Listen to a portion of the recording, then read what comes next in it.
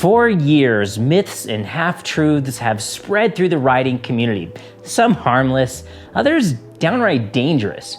Today, we're gonna expose the biggest motorcycle myths that refuse to die. So buckle up your helmet because some of these might just change the way you ride forever. Hi, my name is Dave and I've been a professional motorcycle coach for 25 years. And in that time, I've seen and heard a lot of crazy things.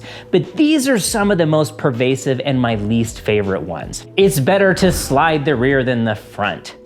I get this comment on practically every video I've made where I encourage you to keep slowing down until you're happy with your speed and direction, even if that means you may be dragging some front brake pressure past corner entrance. It's pretty easy to figure out where this myth comes from. Skids are for kids, right? Your first bike had a coaster brake, and if you were anything like me, you completely balded your rear tire doing 6 skids for as long as possible. That usually translates to the first dirt bike, and on it goes. And in some cases, indeed, it's easier to control a rear slide than a front, like when we're straight up and down or when we're in the dirt. Now, we know that the real answer to almost every motorcycle question begins with, it depends. So let's talk about this really quickly. You're in the middle of a corner and you're going too fast. The coach from your beginner rider program told you never brake in a corner, but you've also heard this myth. So you're getting nervous and what do? You mash the rear brake because it's better to slide the rear than the front. Well, what's likely to happen if you slide the rear tire on pavement in a corner? This is called a high slide. It's violent. Things are guaranteed to get broken. The rear tire starts coming around until it regains grip and it'll flip you up in the air over the high side of the motorcycle. That sucks, but let's go the other way. If we find ourselves in a corner and we need to slow down and we're relying on the front brake, but we overdo it and we lose grip, what happens? You would tuck the front. This is called a low side. You're already leaned over and you just fall the rest of the way. And yeah, it still stinks, but it's far less violent. Injuries are uncommon. The damage to the bike is significantly less. And believe it or not, I've recovered from a bunch of front tire slips over the years. When we use smooth, linear inputs, it's pretty easy to feel the front tire start to slide, and you don't have to give back much front brake pressure or abruptly take away lean angle for it to regain traction. Look, the real answer to this scenario is to not slide either tire by gently applying the brake for that first and last 5% of pressure. But if we have to choose, a low side is a far better option than a high side. Don't be afraid of your brakes. Instead, avoid abruptness. Motorcycles are dangerous. It's one of the great frustrations of motorcycle ownership. You're getting gas and a stranger comes up to chat.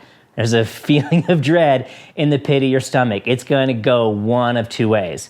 If you're unlucky, you're going to get to hear a story about how someone this person knew died on a motorcycle.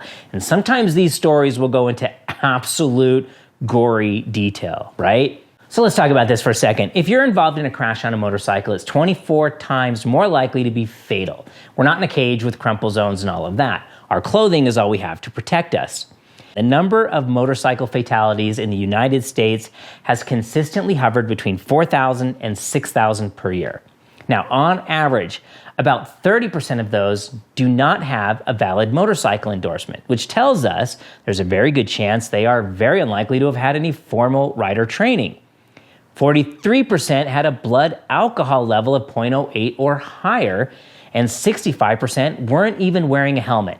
And then 77% of them are front-end collisions. So, get trained, don't drink and ride, like ever, wear a helmet, cover and learn how to use the front brake correctly. How much do these simple things alone reduce risk? Now, back to our gas station doomsdayer, here's what I've done for years. When they start telling their grim story meant to scare you from ever wanting to ride again, I'll ask a few questions, which almost always promptly ends the awkward encounter. Did their loved one have a motorcycle license? No. Were they wearing a helmet? No. And were they drunk? Yeah. Fast is a reflection of skill.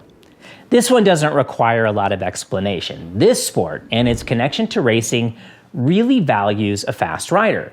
But as someone who's been coaching for over 2 decades, I can tell you without any hesitation, speed and skill are not mutually exclusive.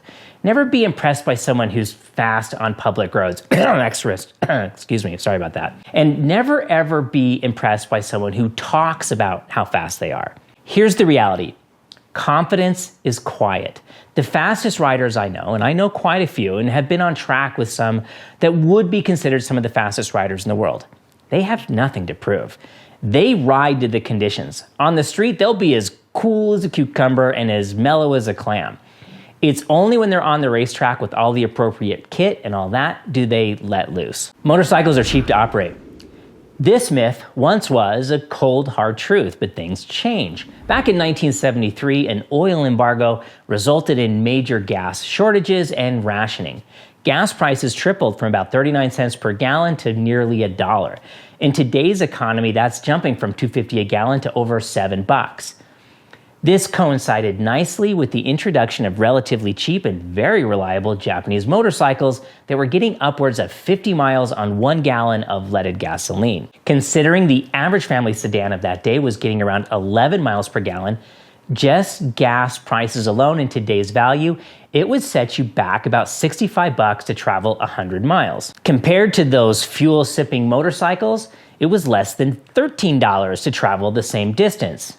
Now, let's also not forget back then, you were lucky to get 20,000 miles out of a set of $1,500 car tires.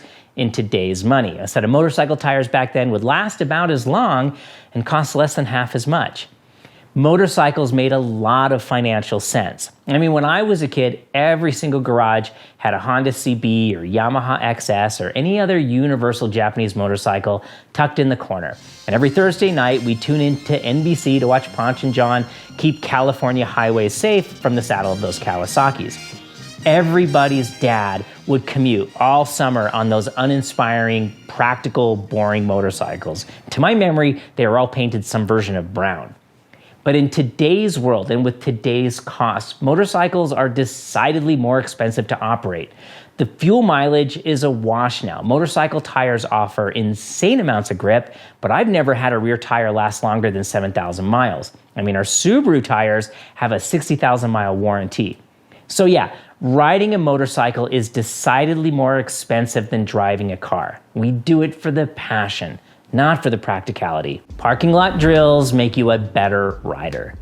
Let me be clear, I am not dissing parking lot drills, but what I am critical of is the idea that parking lot drills translate to real world speeds.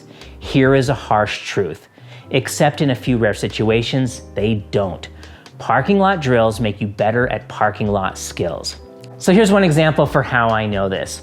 I've done some contract coaching with our local highway patrol motors. Now, you've all seen the motor cops and the cone rodeos, and it's impressive. I legitimately cannot do half of what those guys do. But when we move to the track to practice the high-speed training, despite their unmatched prowess between the cones, when it comes to those real-world speeds, many of them are not all that impressive. I mean, they knew that. They recognized that there was a profound disconnect between traditional parade drill skills and high-speed pursuits, which is why they hired me. Listen, if you love parking lot drills, you'll hear no criticism from me. But I'm often asked why I don't make parking lot content. And honestly, unless it's something you love, I really don't see much value in it. A, it's not where we're getting killed. We're not dying in parking lots or from failed U-turns. B, there's already a lot of other creators making really good parking lot content. And C, I don't enjoy it. I think it's boring. Slow speed maneuvers are something that with minimal practice, every rider will see a profound improvement. And that dopamine hit feels good. And it's rewarding, but make no mistake. Beyond a certain point, its relevance to real-world riding is pretty minimal. So is there a motorcycle myth that makes you crazy? Let me know, and maybe I'll cover it in more detail in an upcoming video. In the meantime, I hope you found this video to be informative, and if not, I hope you found it to be entertaining. Thank you so much for watching. Ride on and ride well.